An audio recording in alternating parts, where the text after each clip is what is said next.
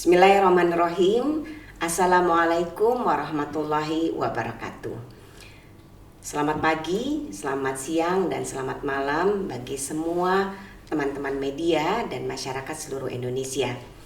Saya sebagai kuasa hukum dari Reski Aditya dengan ini perlu memberikan klarifikasi terkait dengan putusan kasasi klien kami.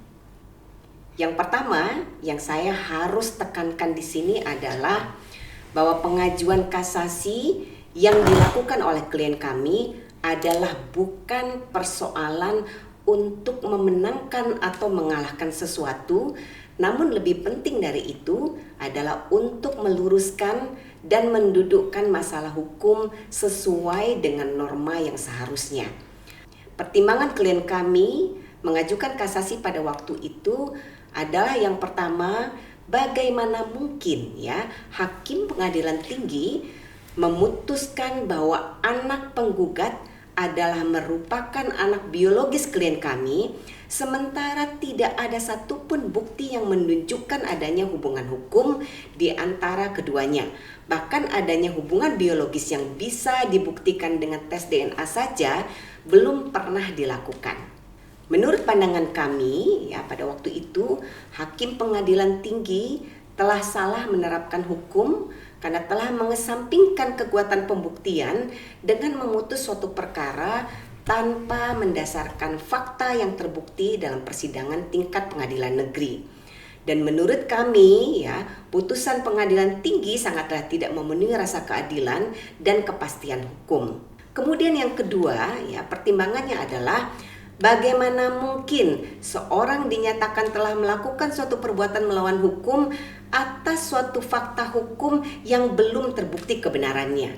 Dalam setiap anak betul terdapat kewajiban hukum dari seorang laki-laki apabila laki-laki tersebut adalah ayah kandung yang sah secara hukum atau ayah biologis yang terbukti secara sah dari hasil tes DNA.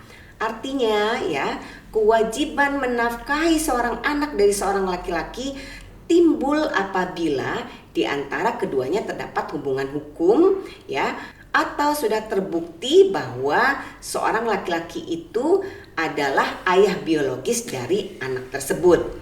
Nah, dan terkait dengan keberadaan anak penggugat yang selama ini secara nyata dan terbukti di persidangan sama sekali tidak memiliki hubungan hukum dengan klien kami Reski Aditya, bahkan antara klien kami dengan penggugat sama sekali tidak terdapat hubungan perkawinan ya, bahkan kemudian tidak juga ada dokumen yang menyatakan adanya hubungan biologis antara klien kami dengan anak penggugat. Maka menurut pandangan kami pada waktu itu tidak patut dan sangat tidak mendasar secara hukum klien kami dinyatakan melakukan perbuatan melawan hukum. Nah, harapan klien kami pada waktu itu kenapa mengajukan kasasi, harapannya adalah Hakim Agung mampu membaca, menganalisa dengan cermat atas keberatan-keberatan yang klien kami ajukan dalam memori kasasi. Dari memori kasasi setebal 51 halaman yang klien kami sampaikan, faktanya dalam putusan kasasi yang hanya berjumlah 8 halaman tersebut, Hakim Agung menolak kasasi klien kami hanya dengan satu pertimbangan, yaitu terbukti tergugat dan penggugat hidup serumah. Nah, ini harus kami luruskan bahwa fakta ini sama sekali tidak pernah ada di dalam pertimbangan putusan pengadilan tinggi. Bahkan tidak ada satupun bukti selama persidangan tingkat pertama yang menunjukkan bahwa klien kami hidup serumah dengan penggugat. Dan silakan atas putusan kasasi ini kami persilakan masyarakat menilai sendiri putusan ini sebagai fakta yang secara terang benderang menunjukkan suatu kejanggalan proses hukum dan sungguh menurut kami menciderai rasa keadilan bagi klien kami. Dan kami merasa putusan yang demikian sangatlah berbahaya jika nantinya dijadikan bahan rujukan dalam penegakan hukum di Indonesia. Kemudian yang kedua, terkait dengan tes DNA. Saya harus sampaikan sekali lagi, klien kami Reski Aditya selama ini tidak pernah menolak untuk melakukan tes DNA. Bahkan klien kami Reski Aditya telah secara terbuka dan tegas dalam keterangannya pertanggal 27 Mei 2022 tahun yang lalu, klien kami sudah menawarkan untuk melakukan tes DNA. Namun sejak saat itu ya sampai dengan hari ini, pihak penggugat sama sekali tidak pernah menghubungi kami maupun klien kami untuk melakukan tes DNA dimaksud. Dan perlu saya tekankan juga supaya masyarakat mengerti dengan benar persoalan ini, bahwa tes DNA hanya dapat dilakukan bersama-sama antara klien kami dengan anak penggugat. Dan oleh karena anak penggugat adalah masih di bawah umur, sudah pasti tes DNA tidak mungkin dilakukan secara diam-diam tanpa sepengetahuan penggugat sebagai ibunya dan atau tanpa kehadiran penggugat sebagai ibunya, sebagaimana yang selama ini digambarkan oleh penggugat bahwa kami ingin tes DNA diam-diam. Tentu itu sesuatu yang tidak mungkin. Sudah barang tentu tes DNA akan dilakukan atas kesepakatan bersama, baik itu mengenai tempat dan waktu pelaksanaannya. Jadi tidak mungkin kami melakukan tes DNA secara sepihak, diam-diam atau tanpa kehadiran penggugat. Yang kami tekankan pada waktu itu adalah demi menjaga harkat dan martabat anak penggugat yang masih di bawah umur, kami menghindari tes DNA yang dilakukan secara terbuka dalam liputan media. Semata-mata kami lakukan itu agar supaya anak penggugat yang masih di bawah umur bisa tetap terjaga kenyamanannya. Itu pertimbangan kami. Sekali lagi, saya atas nama klien kami Reski Aditya dengan ini menyampaikan secara terbuka kepada pihak penggugat, kami menunggu. Apabila ingin melakukan tes DNA, silahkan menghubungi kami.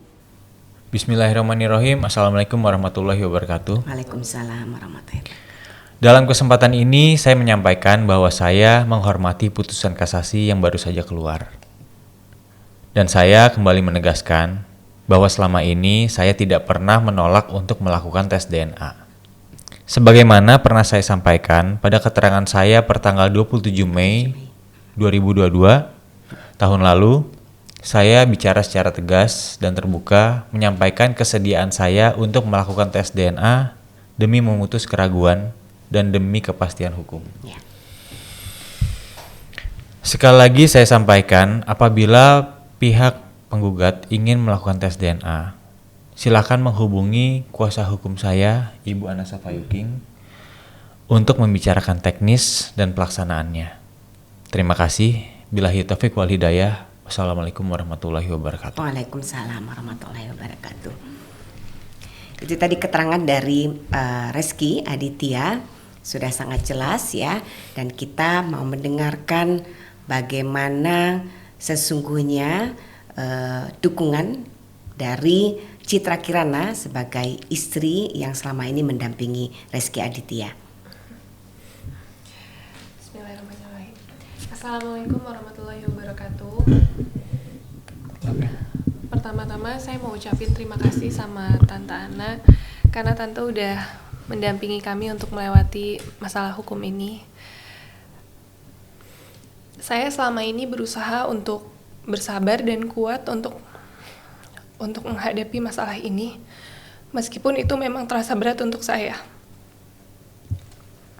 Dan dari putusan Mahkamah Agung ini, insya Allah itu tidak akan merubah apapun dalam keluarga saya.